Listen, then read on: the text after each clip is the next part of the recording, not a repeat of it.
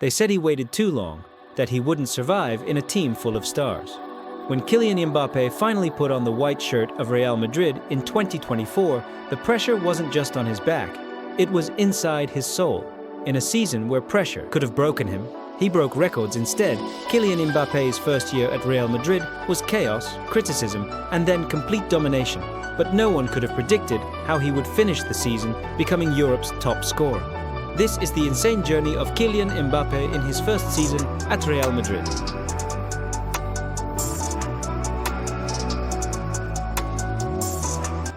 Real Madrid finally managed to sign the player that they longed for, which was Kylian Mbappé. When Mbappé joined Real Madrid in the summer of 2024, the world held its breath. The zero fee after his contract expired at PSG was a steal, but the level of expectations was crushing. Ancelotti placed him in a flexible role, not just as a left winger like at PSG, but as a central threat, a roaming nine. At first, it didn't work. His movements clashed with Vinicius, his finishing seemed rushed, and critics called him another Galactico flop. Of which at first seemed true, for Mbappé was not the Mbappé that made the nation of Argentina tremble during the World Cup Finals 2022. This wasn't just a transfer, it was a revolution. Or, at least it was supposed to be. But reality, it hit differently. In the first weeks, Mbappé looked like a superstar dropped into someone else's story. Ancelotti gave him the number 9 shirt, but not the role. He wasn't roaming wide like in Paris. No, now he had to lead the line, back to goal, take hits, and link up in tight spaces for which he wasn't clicking. Behind the scenes, there was tension. Nothing loud, just cold. Training clips showed it. Ancelotti giving quiet glances, Vinicius gesturing in frustration. And when asked about the chemistry, Bellingham smiled and said, "We're still getting used to each other. Rome wasn't built in a day, was it?" Then came the mistakes. A missed penalty against Liverpool. An open chance against Barcelona in the Supercopa. The fans weren't cruel. Not at first. But Real Madrid fans don't wait forever. Murmurs turned into sighs. Why isn't he playing like in PSG? Is he too big for the team? And then, the red card. Away match versus Alves. Frustrated and bottled in, Mbappé lunged into a reckless challenge. Straight red. He walked off the pitch with the same pace he entered the club. But now, heads were shaking, hands in faces. This isn't what we paid for. We needed a killer, not a tourist. Mbappé, the golden boy of Paris, had become Madrid's mystery, still dazzling in flashes, but haunted by shadows. The red card, the missed goals, the misunderstood role, and a team that didn't yet feel like home. But you know what they say in Madrid, it's not how you start that defines you, it's how you respond. But this is Kylian Mbappé we're talking about.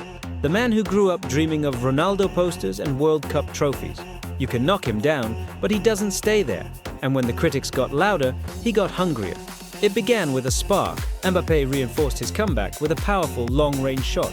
He curled it so beautiful, and this one really amazed many, including those who were not long ago criticizing him.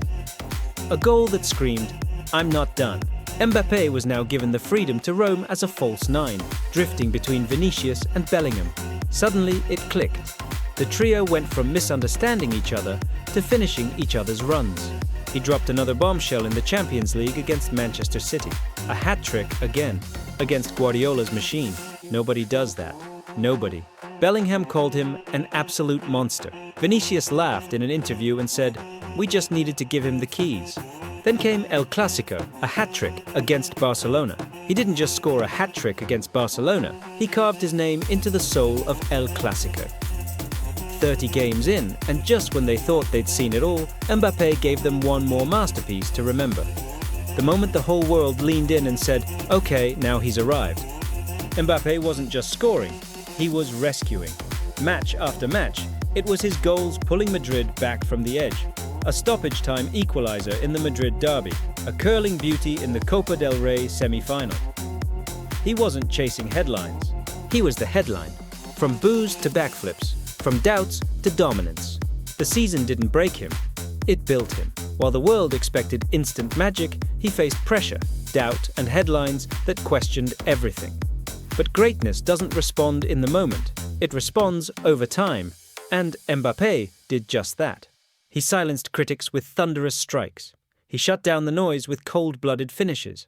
From the Santiago Bernabeu to hostile away grounds, he left defenders chasing shadows and goalkeepers frozen in disbelief. His connection with the team deepened.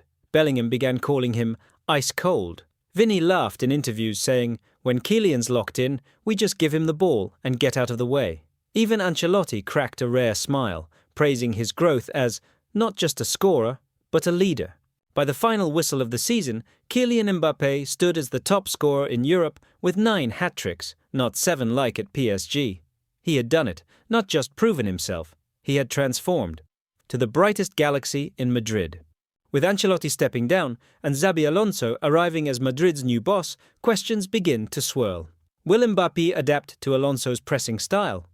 Will he remain Madrid's number 9, or reinvent himself again under new tactic? This was the rise of Kylian Mbappé, Chapter 1, and if this is just the beginning, you'd better stay watching.